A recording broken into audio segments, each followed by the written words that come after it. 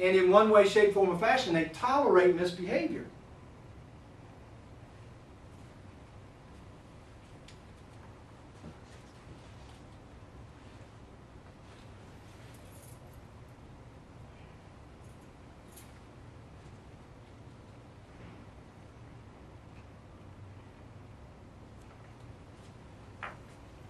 This is the proactive teacher. Thinking ahead, pre-planning. We heard that. Anticipating. We heard that word too. Very good. You are actually creating the future. You are creating the future. Assertive. All of those things. Positive, absolute, confident, assured, sure, unperturbed, convinced, undoubting, safe, calm, self-confident, satisfied, untroubled, secure, believing, and questionless.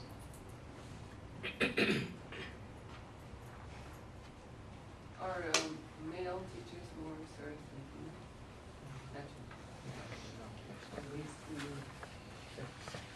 I'd like to read some research on that. I would have to answer not necessarily. Not necessarily.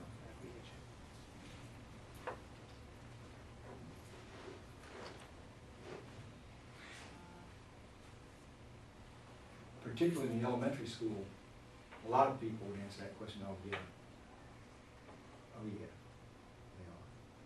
Because, like in the elementary school I was principal of, 1, 2, 3, 4, 5, not, barely 10% of staff was male, pre-K through 5. I had 80, 85 teachers. I think the most I had was 10 male teachers. And all of those guys, were assertive, proactive teachers. So people would say, oh man, male teachers, much more assertive, naturally. No, not necessarily.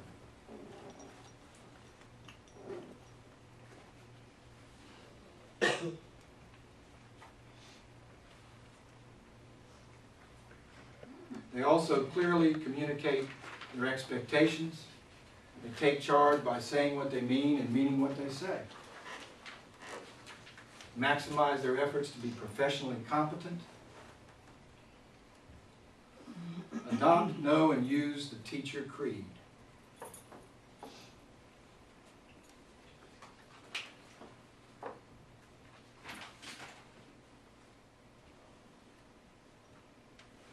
They positively reinforce appropriate behavior.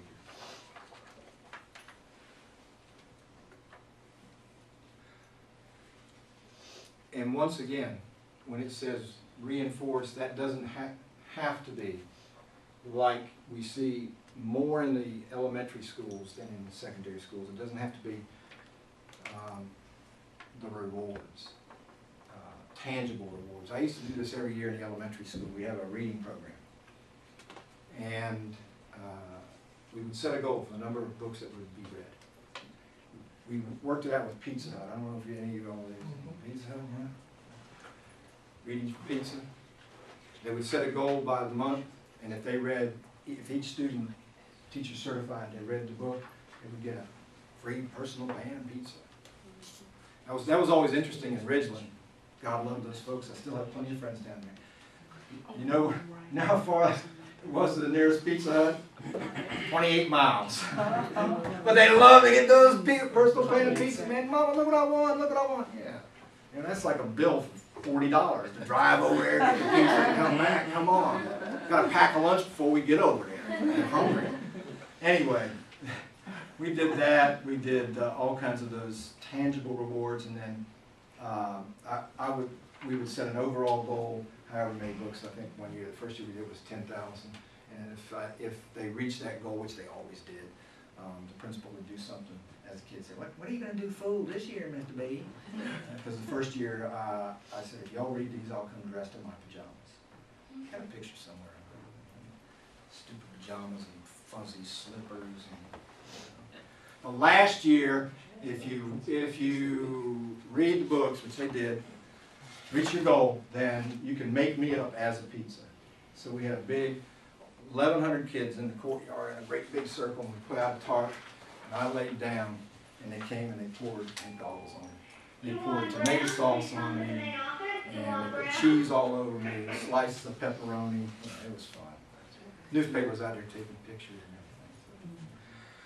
everything. In all that to say, in high school, you know, we're not going to be doing that, but positive reinforcement, positively reinforce appropriate behavior.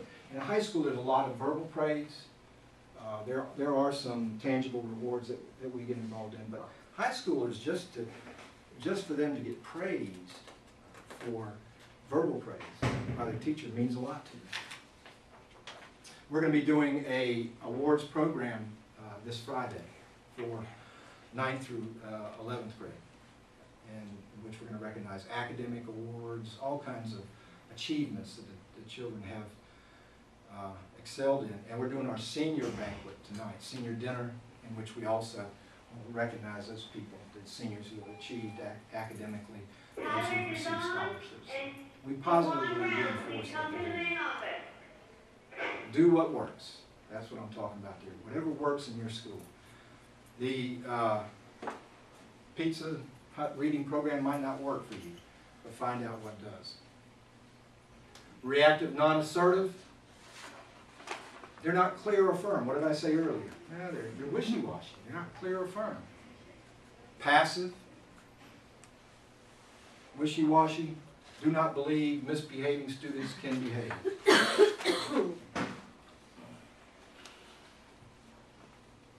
I love this one. Do not believe misbehaving students can behave. In the high school, particularly the freshmen, I heard this from four of my teachers. I sat right in the conference we had after school to address achievement for these 9th grade students in an area that we already knew after the first 6 weeks. We got the grades, we're looking and said, oh, there's a whole wad of these freshmen that are not achieving.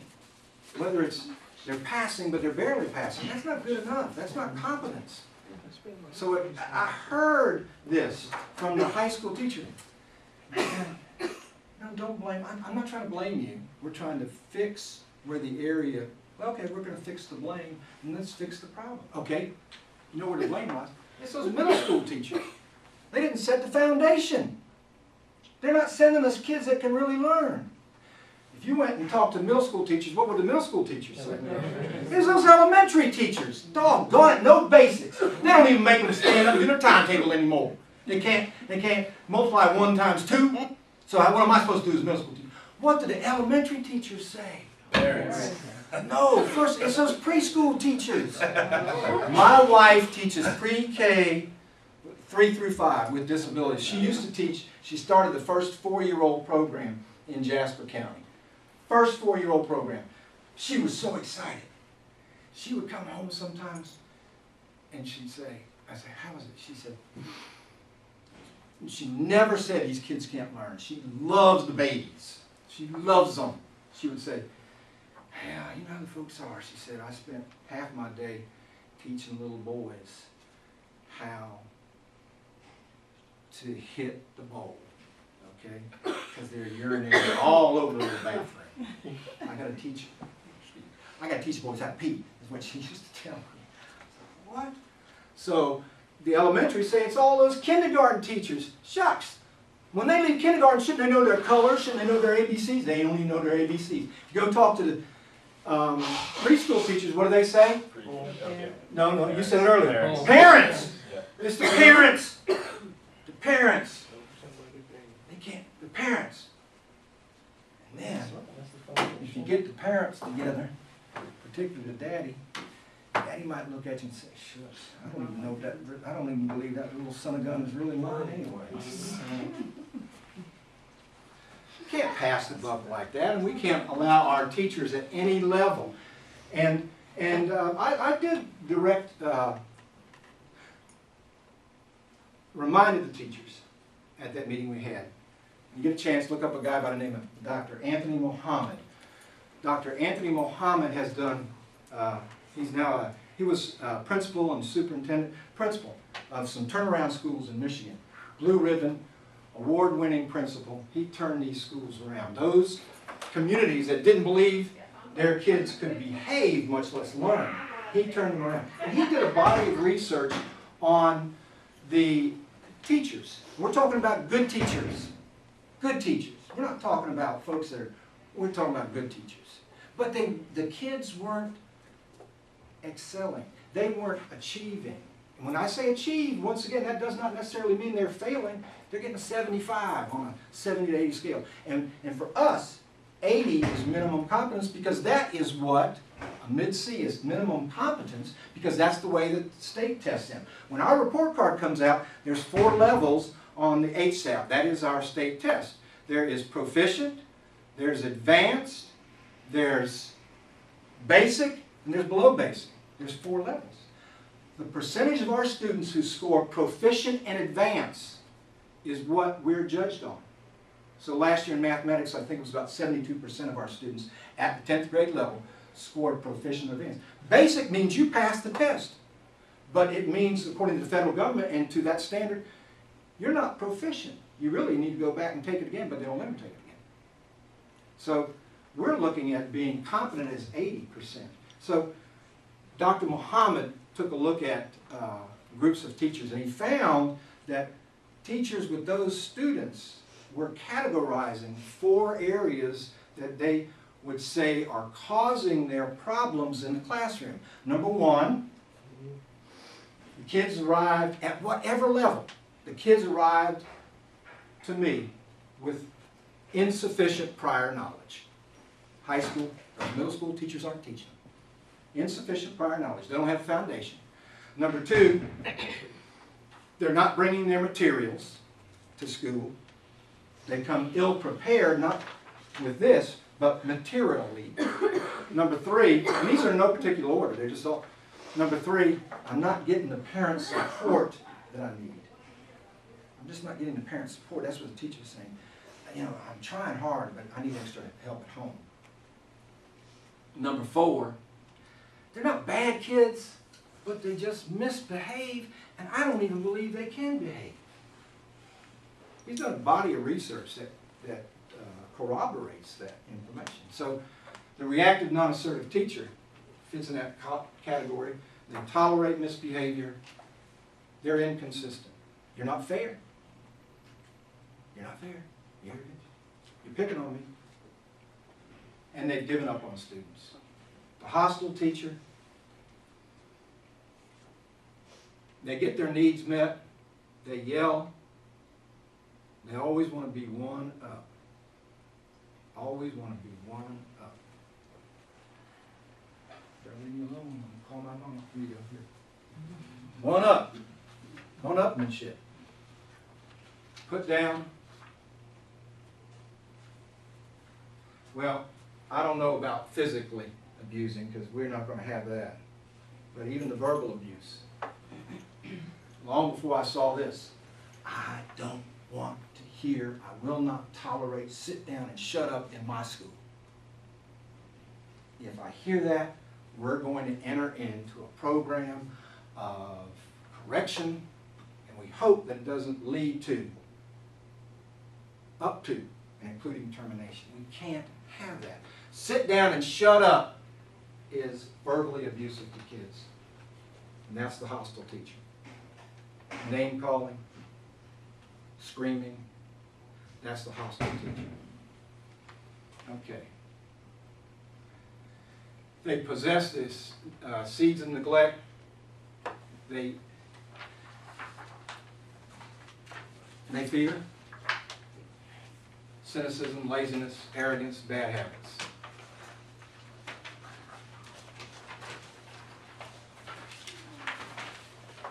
All right, we're going to stop right there.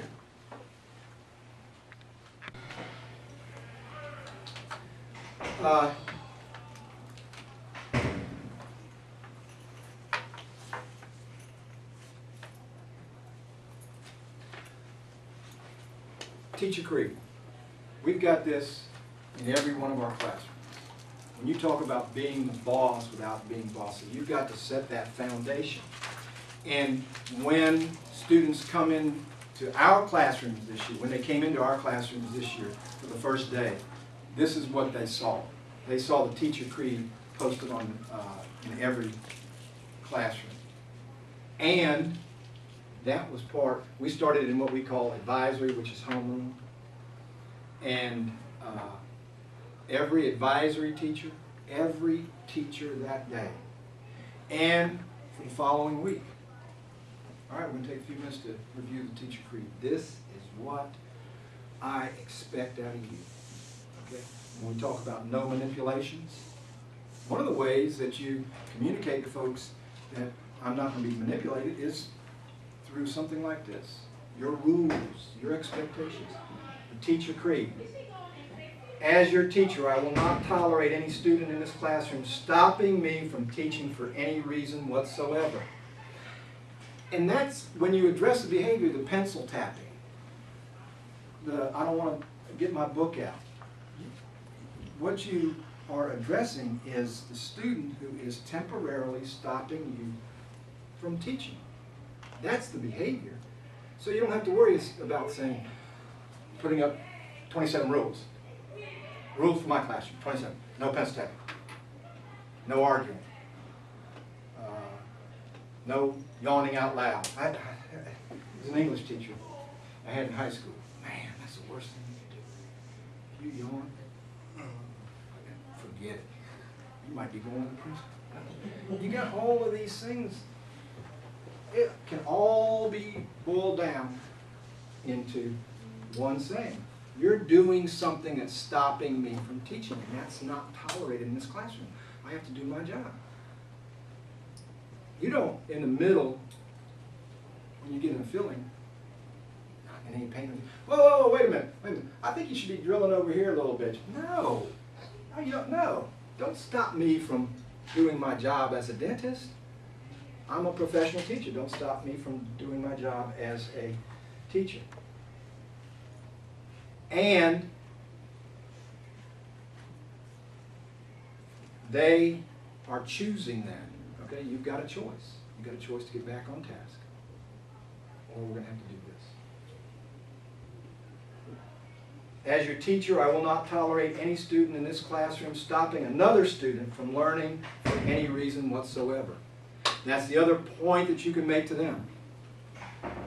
When you're creating a disturbance, it's causing other people in the room either not to be able to hear, distracts them, it's distracting me. So you're not only stopping me from teaching, you're stopping other people from learning. As your teacher, I will not tolerate any student in this classroom doing anything that is not in the best interest or the best interest of, in your best interest or the best interest of the class. If you are causing a distraction, a disruption, you're not doing this in your best interest or the best interest of the class. As your teacher, I am a member of this classroom. I am a member of this classroom. There are two things you never do with me. No manipulations. Never question my management system while I am teaching. While I am teaching. We have to go over this over and over and over again with our students. Even though that, for the most part, they know this, they follow it, but there'll be a time, probably today, some kid came in, that bell just rang. He was supposed to be in the classroom. Our rule is, bell rings, stops ringing, teachers close the door. Rattle, rattle, rattle. We've had kids just rattle, rattle. Man, come on, I was right there. I was right there. Why'd you shut the door in my face? That ain't fair. That ain't fair. Go to tardy suite. I can't get, go to the tardy suite. Never question my management system while I am teaching. When that kid comes back, and we've had real instances like this, when that kid comes back from to the class, he's going to have a slip. Has his name on there, tardy. It has the dates that he was tardy and the times that he or she was tardy. That's his pass back to class. The teacher takes it. If it was that kid rattling that door, the teacher takes it and says, when we do conference time, then you and I will talk that last 5 minutes about my management of the class. No. I'm going to get second. class 5 minutes, okay? You're interrupting, you are questioning my management style, and you're interrupting the class. Okay, boom. I understand. Last 5 minutes, okay? That's the teacher creed, over and over and over again. So you know, they know you're a professional. You mean business without being mean. You mean business without being mean. You're the boss, but you're not bossy. Because that word bossy can mean all kinds of things. Quit being so bossy. Why are you so bossy? I'm the boss. I'm not being bossy. I'm just reinforcing what we already know.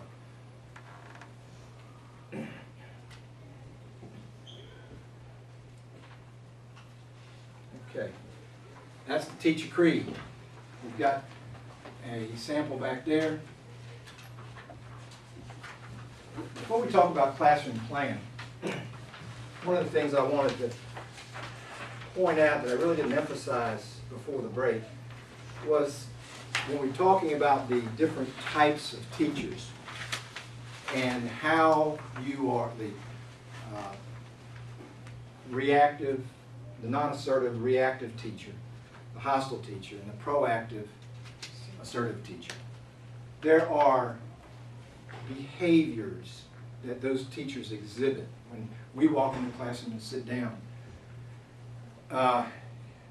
Something might happen that will immediately, and how the teacher reacts, will immediately tell us whether or not that teacher at that time is reacting in a reactive, non-assertive role.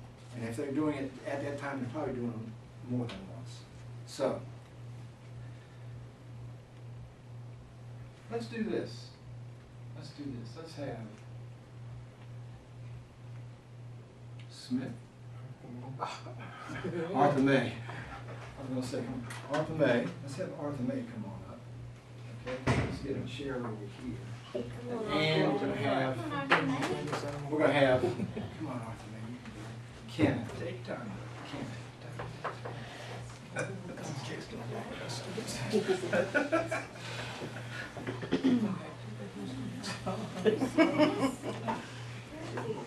Let's do this. Let's get it over here. It's going to get fewer distractions. Okay. Arthur May and Kenneth are in that 8th grade South Carolina history class.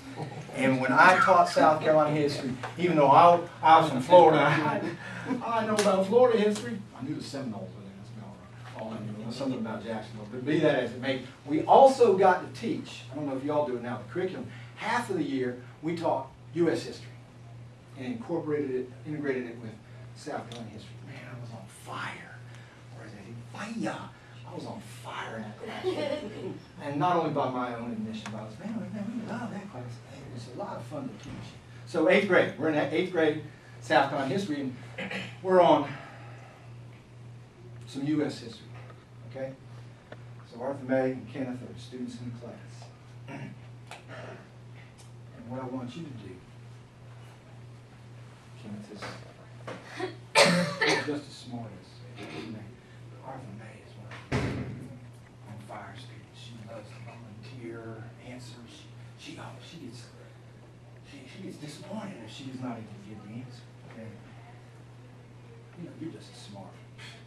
You like to pick. You have trouble keeping your hands to yourself. Okay? So when she's answering the question, you just go there, poke her on the shoulder, tap her on the shoulder. All right, class, today we're going to be talking about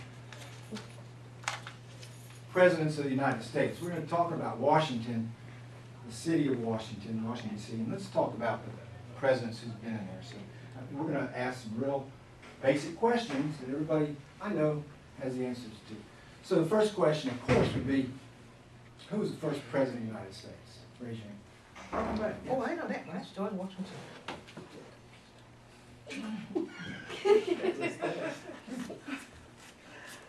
Okay.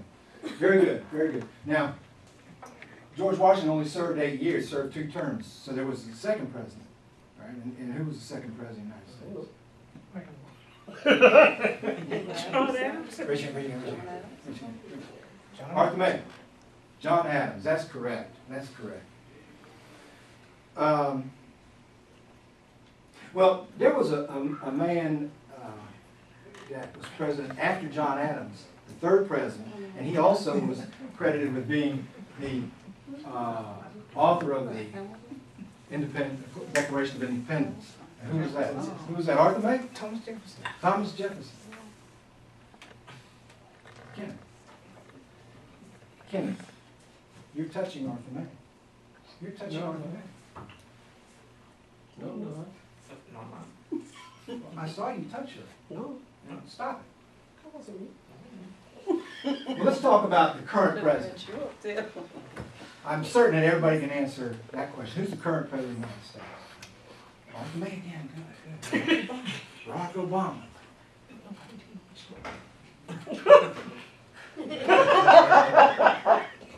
Ken, we just talked about it. How many times do I have to tell you to stop bothering her? I didn't hear you.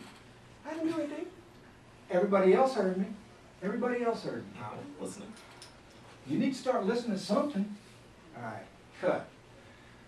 Reactive, non-assertive teaching. Reactive, non-assertive teaching. What is the first thing I did wrong? Or let's say one of the cardinal rules that I violated. No, I'm talking about me as a teacher. What did I do wrong? Argue the second time. Pardon me? Didn't you say something the second time? I started an argument, yes. In I started an argument. out loud, you were loud, so everyone. Everybody could hear. What did I do when he was poking her? What did I say to him about his behavior? You are touching her. Never describe the behavior. That's the cardinal, one of the cardinal rules, not one, that's the cardinal rule of classroom management. Do not describe the behavior. As I said earlier in the day, when I see students in the hallway without their IDs, Kenneth, you don't have your ID! I'm shouting it out. As I said, he's walking in there with a cup of coffee and he's thinking, oh, Mr. PhD. Boy, isn't that brilliant? He's smart. He can see that. I want to point it out to everybody, too. Instead of, get your ID on. Please, get your ID on. Never describe the behavior when it's occurring. Okay? Instead of, Kenneth, you're touching her. Kenneth, keep your hands to yourself.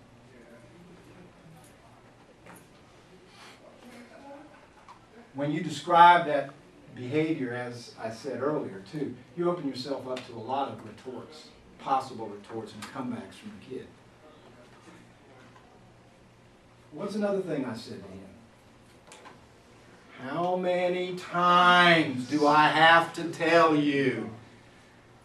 My father, who spent 30 years in the Navy, still alive, birthday's tomorrow, he'll be 89, volunteered before he was drafted in World War II. Him and his high school buddy, if he was allowed to be in the Navy, he'd be in, beyond his retirement date, he'd be in right now.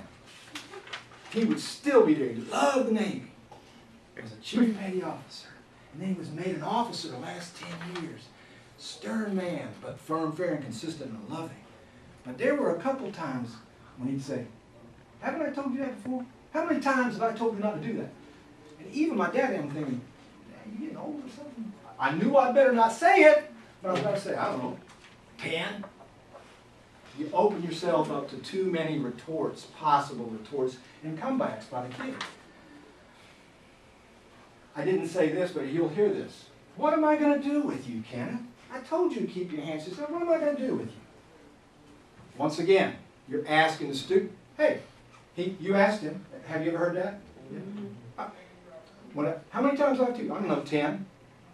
You trying to be smart with me? No, you asked me, I'm asking the question. Middle schoolers in particular will do that, will they not?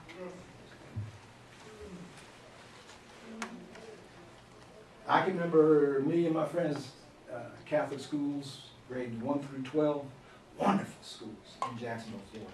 7th grade, I remember that's blazed in my brain. Level 1 offenses, you can go to principal. Too much talking, Go down on your knees, on the tile floor. And down on your knees. Okay?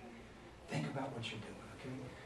I think I spent half my 7th grade year down on my knees. Yeah, me and my buddies.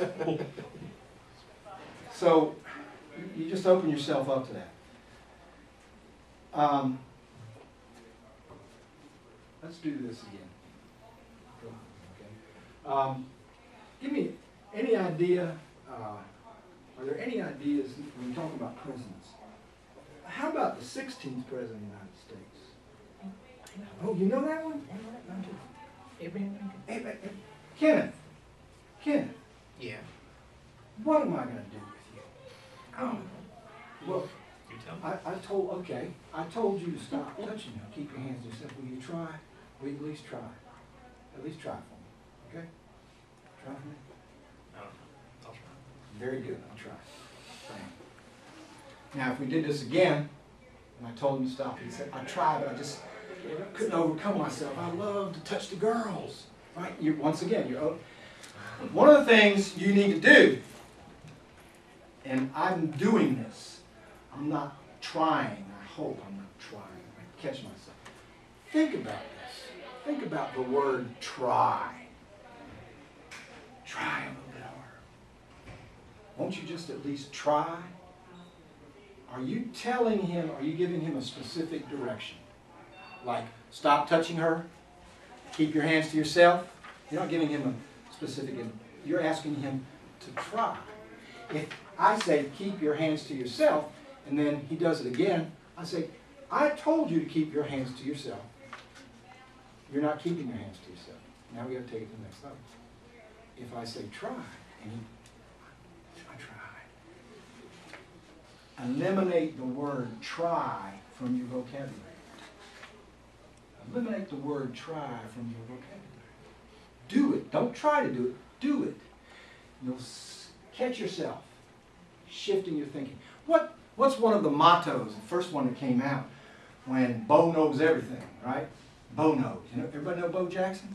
You don't know. If you don't know Bo Jackson, watch the 30 for 30 hour-and-a-half show on Bo Jackson, arguably, in my estimation, the greatest athlete of the second half of the 20th century, possibly of the 20th century. The greatest athlete. Great man, too. Really a wonderful guy. Overcame a lot of obstacles.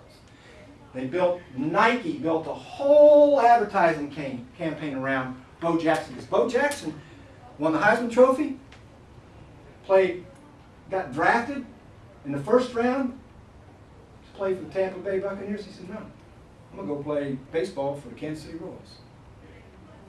To this day holds the record, the longest home run hit in Kansas City Stadium. He holds tons of records. If he had not had an injury that ended his career 7, maybe 8 years after he started, he probably would be in both Hall of Fames right now. Great guy. They built, Bo was reputed to be able to do anything athletically. It's amazing what this man could do. Nike built their real first big campaign.